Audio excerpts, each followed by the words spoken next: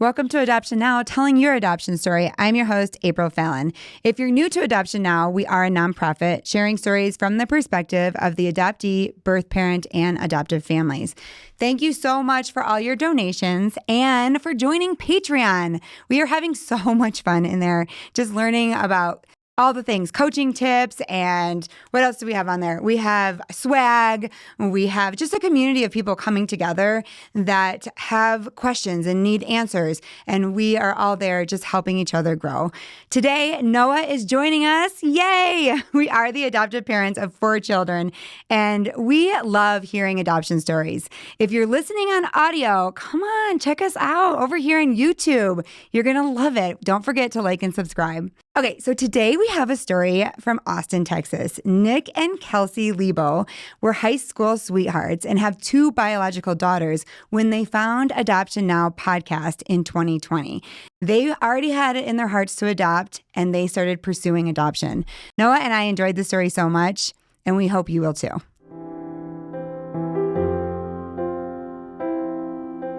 At the end of the day, I choose you. Kelsey and Nick, we are so excited to have you on the show. We are so happy to be here. Thank you for having us. Yes. Now, we pre-interviewed like months ago and kept trying. And I always think when that happens, God knows when we're actually supposed to record. And so I feel like this is the perfect timing. And Noah and I are just super excited to meet you guys and for you guys to share your adoption story.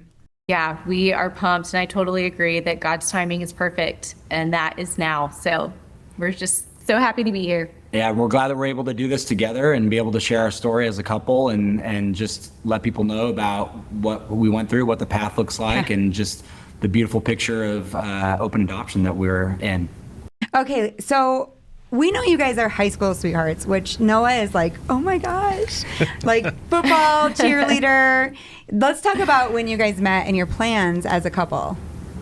Yeah, so we met in high school.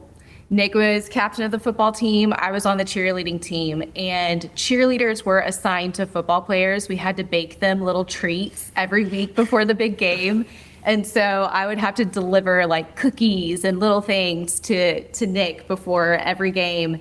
And we just thought each other were cute. And he asked me to the homecoming dance, and we have been together ever since. The rest is history. So yeah, high school Texas football is pretty intense, and so we do it different down here in Texas. And I got to know Kelsey and just knew that she was special, and we started dating, and we dated all the way through college at the University of Texas. And as soon as we graduated, we got married, and we're really happy to be able to say that we've been together as a couple for 20 years.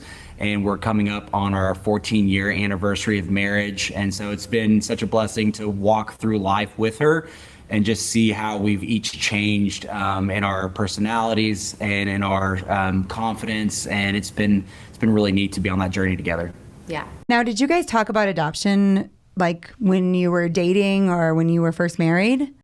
Yeah, so in college, we talked about it. We felt like when we looked at our future and talked about our future together, we always kind of felt like adoption was going to be part of our story, but we didn't know how or when or what that was even going to look like. We didn't know what our path to parenthood was going to look like, because at that point, we weren't married. We didn't know if getting pregnant was going to be difficult. We didn't know what that path looked like at all, but we did feel like God was stirring our hearts for adoption when we were dating. Yeah, and I think there were families around us who had been through adoption and be able to see it kind of play out in their lives. And you guys have 2 biological daughters, right? So Yes. Did you just like have that in your heart and then decide we were going to try to have biological children, or how did that work out? Yeah, it just kind of naturally happened that way. We were married for 5 years before having kids, and we just thought we're just going to try and just see what happens. And we got pregnant pretty quickly with our first daughter, Lyla, who's now 8 years old. And then 2.5 years later, we felt like we were ready to start growing our family again. And I again got pregnant pretty quickly.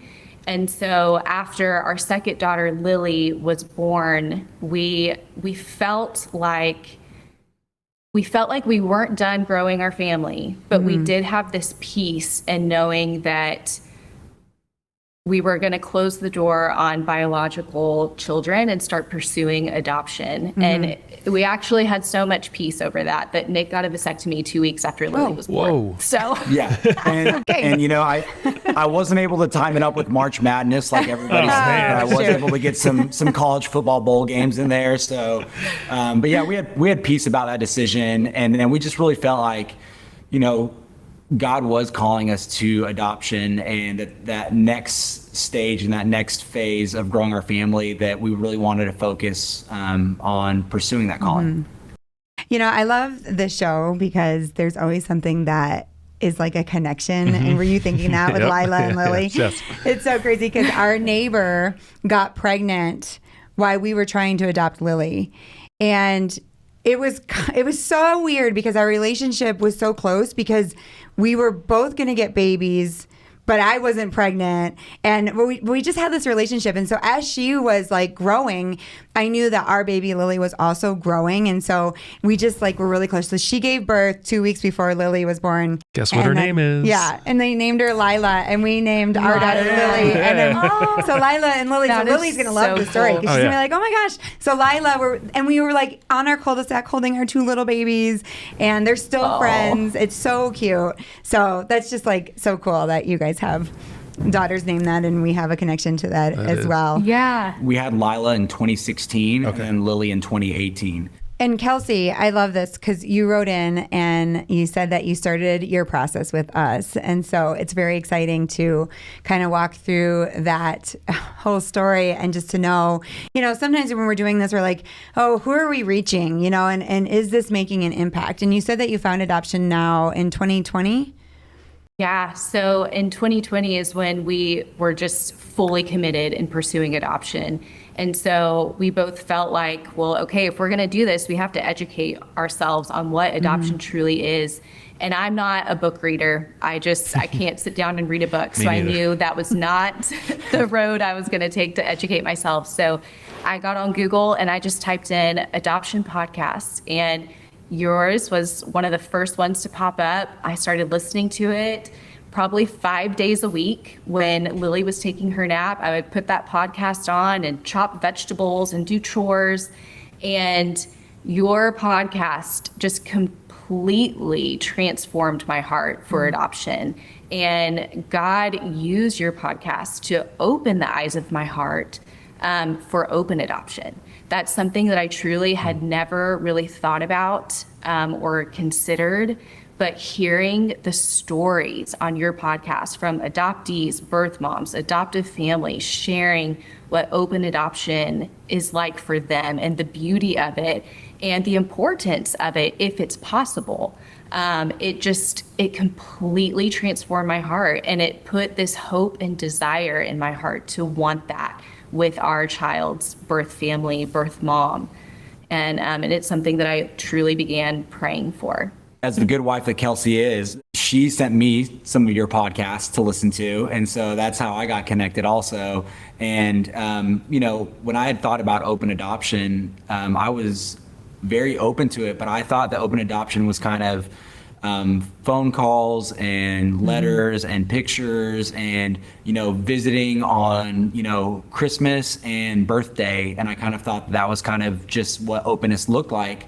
And then Kelsey sent me a podcast of a family that had their child go and stay with birth mom for like a week for vacation during the summer as they grew into that. And then I realized, I was like, whoa, you know, this can be more than this like structured, very routine guidelines that you set up.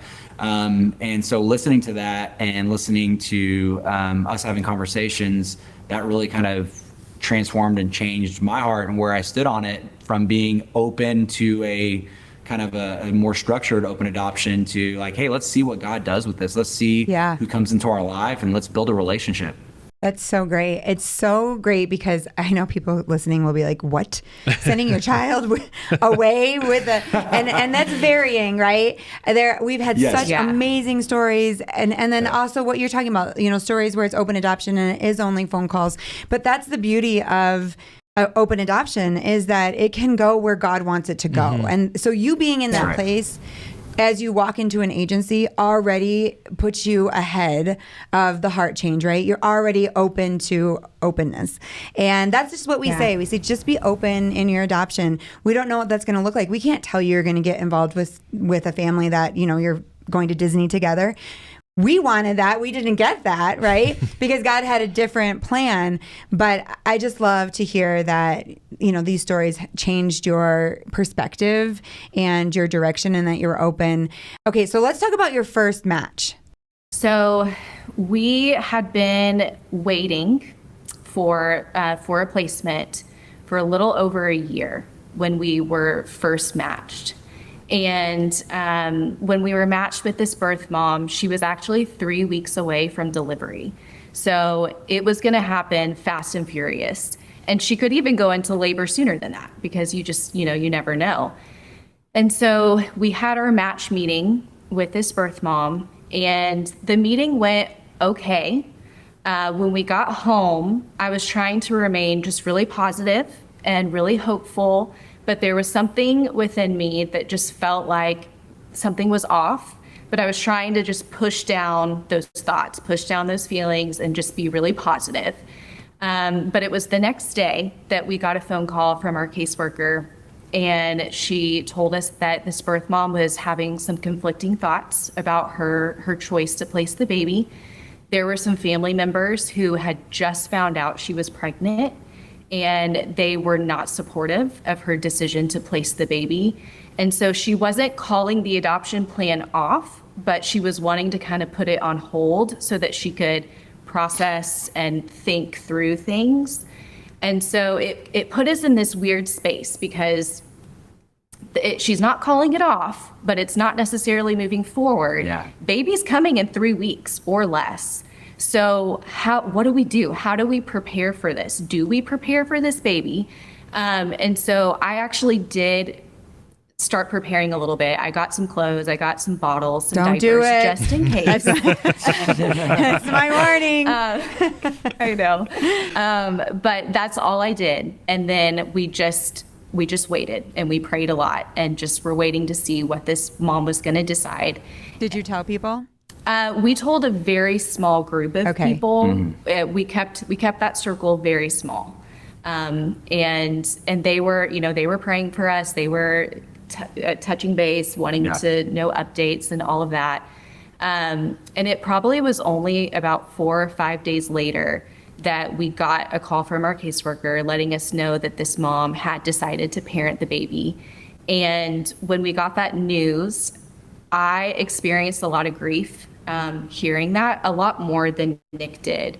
And it, even though it was a really short span of time from when we were matched to when, the placement was called off, I had just put a lot of hope into that being our baby. And so hearing that it wasn't going to happen, it was just very painful to hear that. But at the same time, I had joy for this mom and this baby, that they were going to get to stay together and not have to be separated. And I had joy because we have a sovereign God that I can trust. And if this was not our baby, then this wasn't our baby. And that's okay. And God had a baby for us. Right. And so I just had to cling to that truth. Your baby is coming. And it truly gave me joy. Yes. That's our your baby is coming. And I identify with that so much because we had a situation like that as well. And I felt the same way you did, Kelsey. And I think that's the right thing to feel is if you want to parent, you should parent. This is your baby, right? So if you want to parent, but that pain, I did buy one dress. Yeah. Do you remember? A matching dress to Lily's. And I had it hanging in the closet. And I just remember going in the closet and staring at the dress and just bawling because it was just such a end to this hope that, we were going to have a little sister, and we just got so excited, and we had, really put our hopes up. And even though we were trusting God and we were happy for birth mom that she wanted to parent, actually birth dad wanted to parent, but it's just a loss that you can't explain to people who haven't been through it, because a lot of people are like, well, you were matched for 24 hours. or like, right. You didn't even meet the baby, or it's hard to explain that grief. It is. And I think what's so important, and what we really try to talk about with openness, right, is openness to allow you to go through those emotions and feelings too, right? Because you've had this exciting like passion and desire that God has put in your heart. And so sometimes I think, especially within like the church and Christianity in general, they'll just say, well, it's okay, it's fine, God's got it. And he does, right? There's truth in that, but there's also truth in how you're feeling. And it may not make sense to a lot of people, but it's something that you can't explain, and it is a loss, right? It's something that you have been putting so much time and effort. I mean, I'm sure you know how many hours you put into even getting approved for foster and adoption, right? And then to have this decision, it's kind of bittersweet, right? Because you do want birth mom, if she's going to be able to make that decision, it's going to give you joy in that way, but at the same time, you just have a loss. So that's tough. I think it wakes you up to the loss of control that you have, right? Absolutely. Sometimes you can cry over that. Sometimes you got to cry over that, because you're like, what? We always talk about when you have money, or you're putting money down and it's like a transaction, you put your money down and you get that thing. And this adoption journey is not like that. You put your money down and you have zero control over what's going to happen. And sometimes there's a grieving process to that of like, oh gosh, this is like another level of faith that we have to trust God, and we don't even know. It could be years, we don't know, but we are just trusting God. And I don't understand how people do it without faith, honestly. To go from situation to situation and not have a belief that God has a plan for the whole thing. But I do think when you finally get your baby, it's like 10 times more joyful, because you're like, because of what you went through, right? Yeah. How did Lyla take it? Was she old enough? Yeah, Lyla was old enough, and we were very open and honest with her. She knew that we had been matched with the baby. She saw me collecting, the clothes and the diapers. And when it was, and we also were honest with her too, when this birth mom was having some conflicting thoughts, we let her know that.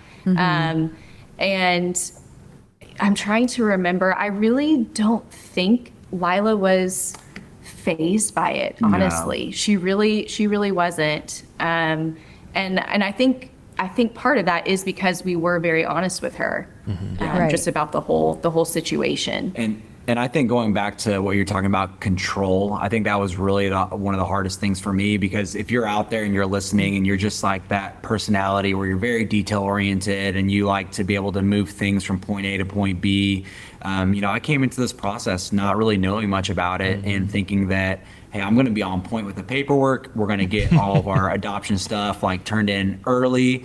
And then, I understand that we have to wait a little while. Maybe it'll be 3 months or 6 months, but like, I think we'll get picked eventually. And so, from the point that we started with our agency, to the point that we ended up with adoption, it was, almost, 2.5 years or so, 3 years. Yeah. And so, when we had that placement that didn't materialize, it was just heartbreaking, because you start wondering, like, is there something wrong with us? Like we're very open in our profile. We're open to a lot of things. We're open to adopt a lot of kids, and we're not being selected, and it's not happening. And but on the flip side, it does make you realize, hey, this life is not about you, Nick. This, you being in control is not what's important, and there's a bigger picture and a bigger plan, and ultimately God's the one who's in control, and you need to be able to rest in that. And so that was something I was able to gospel myself with, because as a very detailed and organized person, it was really hard for me. We used to say, I just realized this. We used to say A plus B never equals C, but it doesn't, because you can't add A plus B. It should be 1 + 2 never equals 3, right? But so I've been saying it wrong. Yeah, the whole time. But the point is I felt the same way too, Nick. Like there were times in our adoption journey where it's like I did this and I did this and it's going to equal this, and it didn't. And I had to go through like counseling and therapy to really help understand that, because I think like you, and I think men especially are like that we're going to have control of this. Yeah, and, it's and like, we can achieve this. this. Yeah, we're going to achieve it. And you do everything right. And then you start to question, like, wait a minute, what did I do wrong? And it's like, God's like, no. It's because I have control and I have the plan for you, and you have to release that. So that's hard. Kelsey, let's talk about your dream, because you had a dream. I love dreams. I love dream talk. I did have a dream. So this was probably a year later. I had this dream, and in my dream, our caseworker called us and she said, "Hey, we have 2 baby boys that were just born.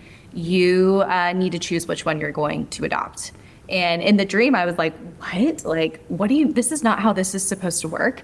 And so I asked her if she would send me a picture of each baby. And so she sent me a picture, and one of the babies was wearing a onesie with a lion on it. And lions are have a significant meaning to me throughout our journey. That's the long story, but seeing the lion on the onesie, I knew in my dream that was our son. And so I wake up, I tell Nick all about my dream, and I'm like, "What do you think this means?" And he's like, "Kelsey, I think it just means you had a dream." And I was like, "No." Yeah, like, no, this dream means something. And I felt like God was telling me to get ready, that a phone call was coming. And so from that moment on, I had my phone attached to my hip. I didn't go anywhere without my phone, because I knew a call was coming. And so 3 weeks later, after this dream, it's early in the morning. I'm getting the girls ready for school, and one of my girls is just being really difficult. I'm sure as parents you've experienced this. Just tantrums, not wanting to get dressed, not wanting to brush her teeth. We never have that. We're just struggling. We're struggling to get out the door. And I'm driving her to school, and I'm just feeling spiritually attacked. And I feel like the enemy is attacking me by making me feel like I'm not worthy to be a mom, that I'm a terrible mother, that this is why we're not getting chosen by a family. We're unworthy to adopt a baby because I'm such a horrible mom. Just my motherhood was being attacked. Spiraled. Yes, just spiraling out of control. And thankfully, after dropping her off and continuing my day, the Lord got me out of that mindset. And when I got the girls back home that afternoon, I went outside in our front yard and I sat in a swing that we have in our front yard. And I just felt compelled to start praying for our adoption. And so I prayed over our future birth family. I prayed over other adoptive families who were waiting for a placement. And then I specifically prayed and asked God to bring us a son. And after that, went back inside. We continued our day. Nick was working late that night. He had a meeting, and I'm going to let him take over from here. So yeah, Kelsey had her phone glued to her because she was waiting for a phone call. And I typically don't work late in the evenings as a teacher and coach, but I had a meeting late in the evening, and I was in a room full of people, and I got a phone call, and I saw it was from our caseworker. And so I knew immediately, I was like, I gotta get up. And so I got up and walked out of the room in front of everybody, hurried and went outside and took the phone call. And our caseworker let me know. I said, "Hey, Nick, I want to let you know that we have a match." But I knew, I was like, I gotta ask questions. So I was asking all these questions because I was like, Kelsey is gonna grill me if I don't ask the right question. Like, that's what I was afraid of. I didn't need more information for myself. I was like, Kelsey's gonna be mad at me if I don't bring the right information to her. And so I called Kelsey and told her the good news, and she was so ecstatic. And I gave her the information that I'd given, and then she just bombarded me with all these questions. And I was like, I asked that, and they said they don't have the information for me yet, or I forgot to ask that. And so she called her caseworker right after she got done talking to me. Right after. She's like, I gotta go. Nick, I'm gonna call myself. Did you know at that time like in your spirit, or were you like very hesitant because of what had happened before? You know, I felt so much peace. There was just something, it was just like the Lord was telling me that this is it. And I really can't explain it other than that. It was just this peace that I had. Just really quick, I want to back up because there's a part in your story that I love, because God is near the brokenhearted. And if any of you are listening to this and experiencing infertility, or maybe a match that didn't go through, and you're just in a place where you feel like Kelsey felt, like, what's wrong with me? Or is this ever going to happen? I love this part of your story because you took a hike and God showed up in a way that you were like, he's on this journey with you. You knew that even in your dark moments, or how long you're going to have to wait, he's waiting with you, right? Tell us about that. Tell us about that hike just really quick. I started jogging as a hobby. And so I would go jog around our neighborhood pretty much every morning. And I would always listen to praise and worship music on my jogs. And there were these two songs that would come on just randomly. Gratitude by Brandon Lake and Lion by Elevation Worship. And every time these songs came on, my heart was just stirred for our adoption, and I would just feel like I needed to pray over our adoption. And I just felt like God was just like speaking to me through these songs. And so I came home and I told Nick, I was like, hey, Nick, if we get matched with a baby boy, what do you think of naming him Lion? And he looked at me like, you are crazy. No, that's not going to happen. It's a strong name. That's right. Yes. It's a very strong name. And so that was that. That was the end of the conversation.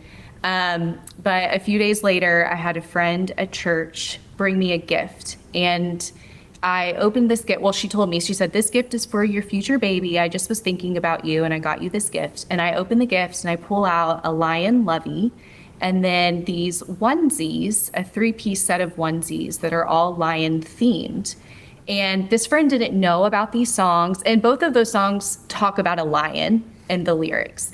But she had no idea about those songs. She had no idea about the name Lion. She had no idea how God was just like stirring my heart when these songs would come on. And so when I opened that gift, it was like this reminder that I felt like God was telling me, Kelsey, I see you. I'm with you. I haven't forgotten you. I am sovereign. Trust me and keep going. And yeah, and I'll add to that. We had our best friends that were in our wedding, our best man and one of the maids of honor. She called and was talking to Kelsey's mom actually about They were texting. They're texting, and they're talking about how their kids had been talking about what we should name a little boy. And because we have Lyla and Lily, Lebo, with the L alliteration, they sent a text message and was like, you should name this baby Lion. And they had no idea about it. No and so idea. They knew nothing. It was just a really cool confirmation. Yeah. And, Yeah. you know, now in Shepard's, nursery, he's got a lot of lion themed things and some just really cool pieces of art that people have made. And yeah, it's cool to just see God just giving you these, Ebenezer's to look at. Yeah. Yeah. We have that too. We felt like AJ was a little lion. We called him our little cub, and decorated his room in lion. And the lion was playing sports. Do you remember that one? Yeah. It was like from Bed Bath and Beyond or something. But anyways, yeah. So it's really cool how God is talking to you. But also, I feel like the lion symbolization. Great word.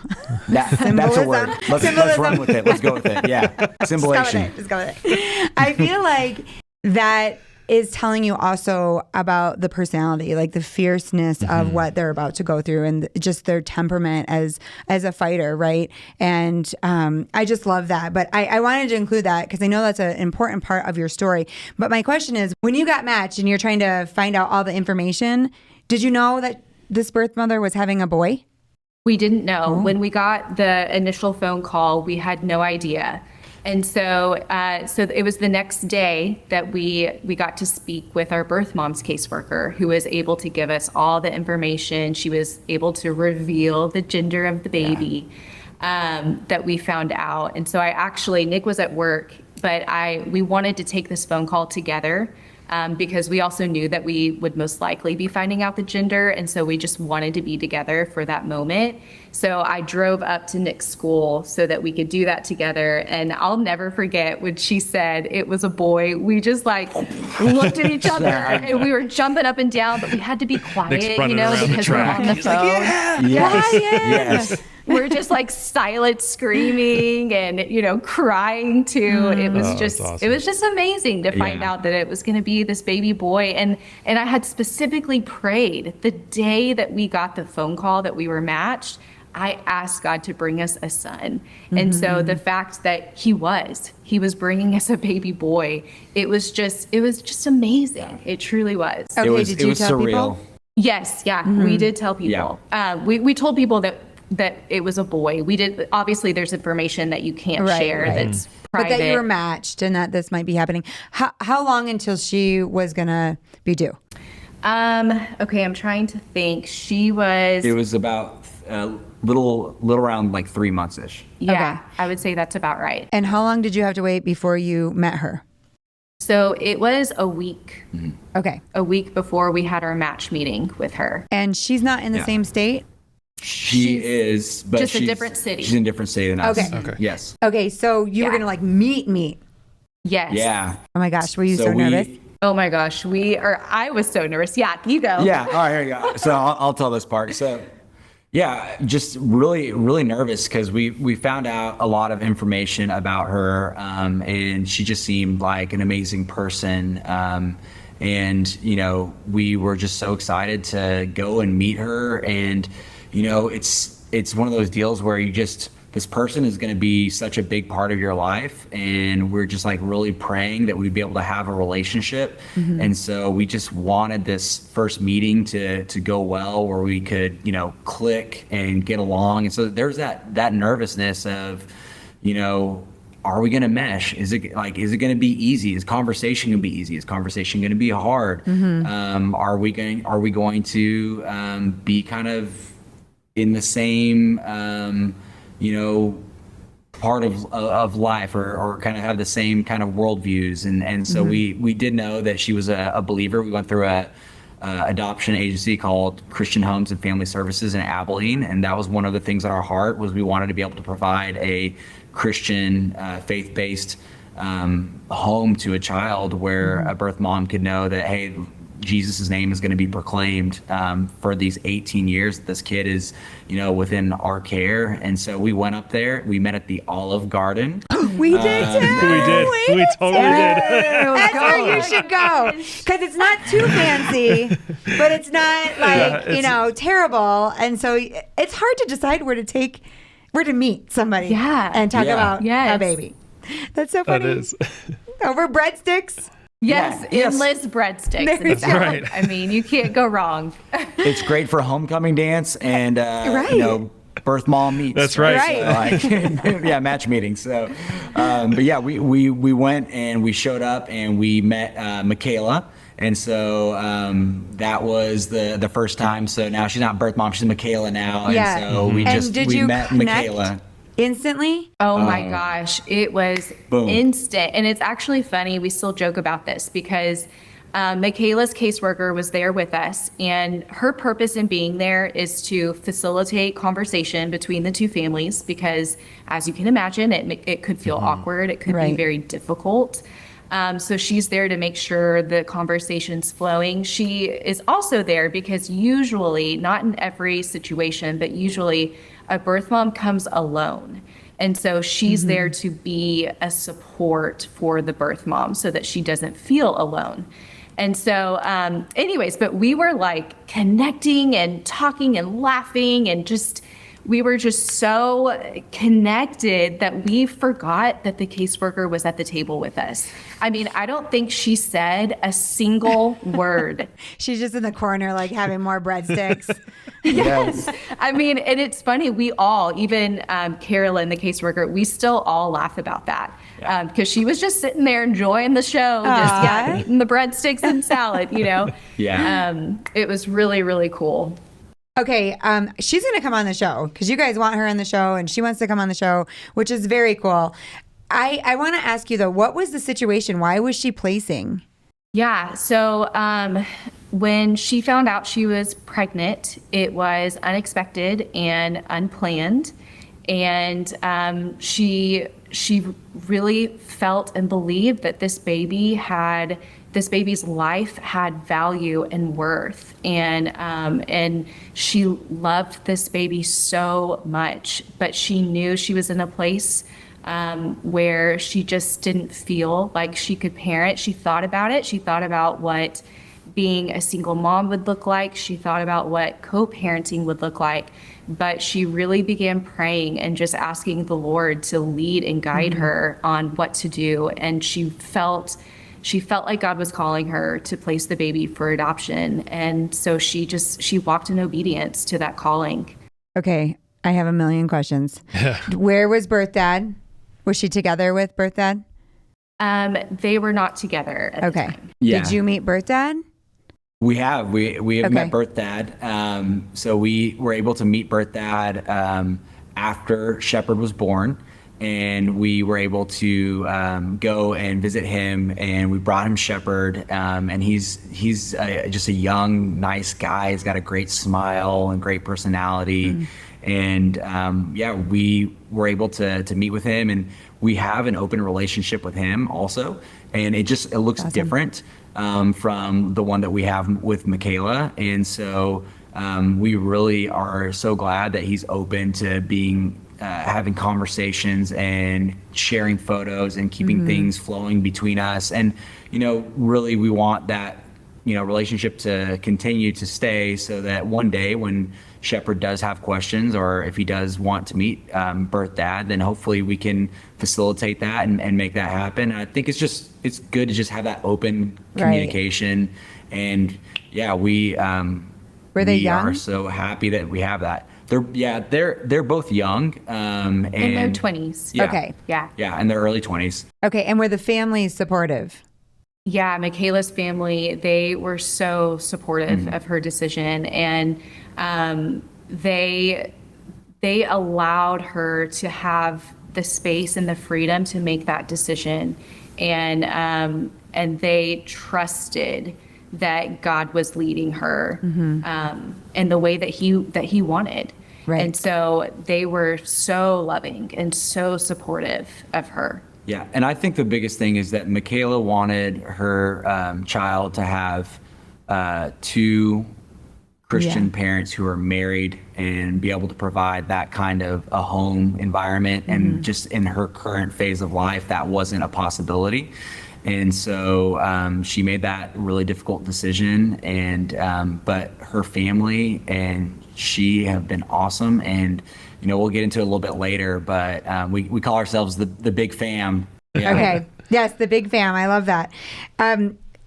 You were the first couple, I think. I was just talking to Noah about this. I think you might be the first couple that sent me your book.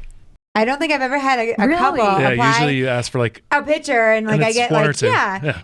You guys like sent me a Google Drive with the whole thing, and I loved it. And you sent me your book, and I'm looking at this book, and I'm like, oh my gosh, there's so many pictures in here. There's so much fun and love happening. And my friend who's been helping us with business development, she's like, I want them to adopt me. Like, this is the nicest looking family. I was actually thinking, of course, Mikayla's parents were look at yay. You guys. I was actually you didn't thinking, even see the book. No. Okay. But I mean, look at these guys. I know. Come look on. at them. So I want to know, out of all those pictures, do you know why she chose you?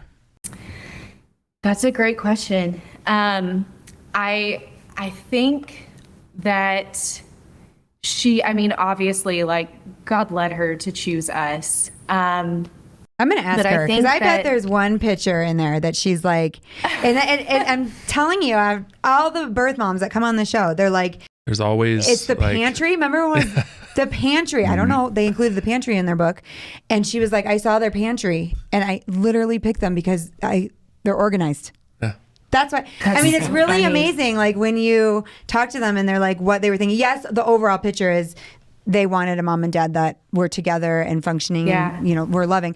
But like usually there's one detail of like a golden retriever, you know, or they don't pick her because she had a perm. I had that once. She's like, I had one lady, she had a perm, and I'm like, that can't, no. I don't want the mom to have a perm. There are a lot of things in there, but she kind of chose her top families and handed them to her family. Yeah, to her I was parents. just about to say this. And everyone came back with us as the top one. And what I think is really cool is that we're all teachers. So I'm a teacher. Kelsey's a teacher. Mikayla is a teacher. Her parents are teachers. On both sides, they're all teachers. And so it's just really cool to see that, you know, kind of atmosphere. So I think she didn't say like that was the thing, but there were just so many things kind of just woven in there that made her choose. Yeah. All right, we're running out of time, so we got to fast forward to she's going in labor. Yes. So Mikayla was induced. And so we were actually able to drive up. Oh, so it's planned to be there. Okay. Yes, it was planned, and it was on purpose that way, so that we could be there. She had some family. That's such a sweet thing for her to do, right? So sweet. Yes, considerate to you guys. Right, and she had some family who were out of town who also were going to drive in. So just to make it easier for everyone, it was planned that way. So we drive up the night she's going to be induced and admitted to the hospital, and we have dinner with her and her parents, and Nick and I get in a hotel room, and then the next morning we go up to the hospital, and she allowed us to be there. That wasn't something that was required. It wasn't something that we requested. She just graciously just wanted us to be there. And so we waited in the waiting room for the majority of the time. Yeah, with her dad, and you know, like we were everybody there with sad? the family, and kind of was it like a mixed emotion from them? You know, I think that they were, there's always mixed emotions. I think there's a lot of sorrow and joy that go into adoption. And so I think you can be feeling both of those emotions at the same time. But we just sat and we played cards and we talked to each other and really just took it as an opportunity to get to know each other better and just continue to develop a relationship. And then we kind of waited until we got the call that Shepherd had been born. And I'll let Kelsey go ahead and share. 45 minutes later, we were able to walk into the room, and I'll let you take over there. Yeah, so we walk into the room, and I remember walking in, and Mikayla was in the hospital bed with little Shepherd on her chest. And we went by her side, and all of us, her parents were in there. We were all just marveling over this beautiful, precious baby boy that brought us all there together. How much did he weigh? I need to know the details here. He weighed 7 pounds, 14 ounces. So he was a healthy little guy. And Mikayla actually allowed me to be the first one to feed him. And so I got to, hold him and feed him his first bottle, and Nick got to hold him and love on him, and it was really sweet. And so after that, we were taken back to the postpartum, recovery rooms. And Mikayla had actually requested that we be given a hospital room so that we could stay there in the hospital with her and with Shepherd. And so we go back, and the nurse gives us a room that's like across the hallway and then way down the hall from where Mikayla was. Yeah. And I didn't think anything of it. I was just like, this is just great that we get to be here and that we get a room, because a room wasn't promised. They had told us, if we have space, you'll get a room. And so I was just thrilled that they had space and that we were getting a room. Yeah. But Nick. Yeah, everything, I'll just let people listening, everything may be going 100% perfect, and you may kick it off like we did with Mikayla, and there was no reason to doubt or think that this placement wouldn't go through. But when we got put catty corner as far away from her room, this my heart dropped and fear came back and worry, and it was irrational fear and irrational worry, but just afraid of loss, afraid of potentially this being a separation. And so I'm sitting there, I'm sweating it out, I'm worried, and I'm talking to Kelsey, And, hospitals, they don't always do a lot of adoptions, and some people don't really know like what the, what it looks like, or what each one, the familiarity and comfortability with each adoption situation. And so Mikayla actually requested, without us asking or knowing, but we had a nurse come up to us and she said, "Hi, Mikayla's requested that we move you guys into the room that connects to hers. And so we're going to go ahead and move you guys right next to her room." What a gift she gave you. So many things. It was so beautiful, and it put my heart at rest and at ease. And so we moved over there, and then I'll kind of let Kelsey share kind of the rest. Yeah, so in Texas, there is a law that you have to wait 48 hours once the baby is born before relinquishment paperwork can be signed. And so Shepherd was born at 7:52 p.m. So we had to literally wait 48 hours from that time until we could be discharged and, paperwork could be signed. And they are on time with that. At 7:52 p.m., 48 hours later is when those papers were being signed. But during those 48 hours, we had actually had a conversation with Mikayla before the hospital. And she had asked us, how do you want the hospital to look? Is there anything that you want me to do or not do? And we told her in that conversation, we said, Mikayla, these 48 hours are yours and they're yours alone. And we do not expect anything from you during that time. That time is for you and for Shepherd. And if you give us any time with Shepherd during that time, we will count it as a gift. But we want that to be yours and yours alone. And she was just so sweet and, thanked us for that. But then she also was like, but I do want you to be able to bond with him. And so we came up with this plan that Shepherd would go back and forth between our rooms so that we could bond with him and she could have her special time with him. And so in real life, when we're there in the hospital, it didn't quite go like that, which is okay. Yeah. It is totally okay.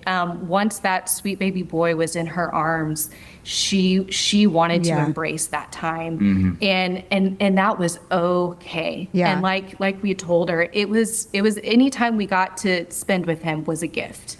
And so, and he came to our room for probably 2 hours on one of the days, and we were able to spend some time while she was able to rest and take care of herself. But it didn't look exactly like we planned, but that was okay. And that was something that we just prepared our hearts beforehand to say, let's honor her, and let's be flexible with it. Yeah. You guys, this is an amazing story. I wish we could talk forever. He's beautiful. I'm going to post pictures. I can't wait to have Mikayla on and tell us all the details on her end and what she went through afterwards. But you guys are a big family. You guys have done the Adoption Now mission, which is what we set out to do, is to adopt the whole story, right? And that we understand that this is bigger than just the baby. And I know that when we end, people are going to say this one question: why didn't you name him Lion? Because Nick didn't want a middle linebacker. That's why he's like, I don't know about this. Yeah. I did kind of start to convince Nick just a little bit, but I think what changed my mind was fear that Mikayla wouldn't like the name, and that it would just be a little too weird and too out there. And so that's why we went with Shepherd. And it would have been perfect because he's a big old boy, and he's probably going to be a big old defensive end, or he might play offensive tackle. So Lion would be great. How old is he now? He's 18 months. Oh my goodness. Well, yes. We can't wait to hear the whole story from Mikayla, and just watch you guys because it's so amazing. And I'm sure the girls just love him so much. I mean, all the pictures speak for themselves. And so we want to congratulate you. And thank you so much for taking the time to write your story in and to tell us that we were a part of your story. I mean, that means so much to both of us. Yeah. Well, thank you so much for having us on here. It is just such a joy and such a gift to get to be your guest. Yeah. And, my last parting thought would just be for families out there, like the openness that we have, it's going to be different for every family, but We have a fantasy football league together.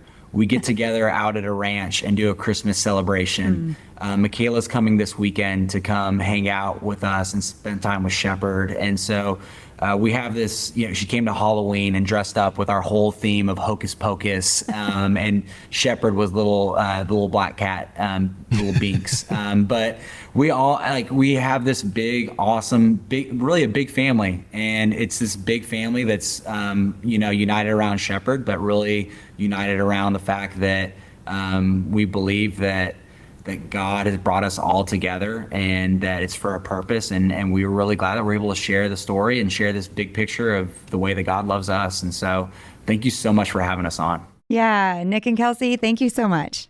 That was so much fun. Thank you for listening. And don't forget to like and subscribe to our YouTube channel and join our community on Patreon.